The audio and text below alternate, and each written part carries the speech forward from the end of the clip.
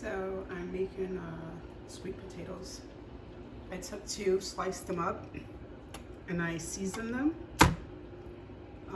So I should say once I cut them up though, I put them in a Ziploc bag. I added olive oil, brown sugar, kosher salt,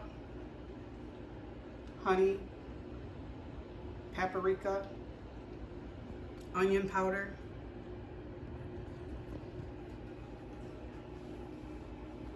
black pepper, and some fresh parsley on top. I'm gonna bake these at 350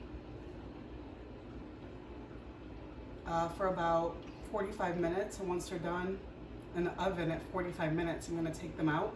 I'm gonna put them on the grill to finish cooking. And I'll show you what the result looks like when it's done. Let me know what you think.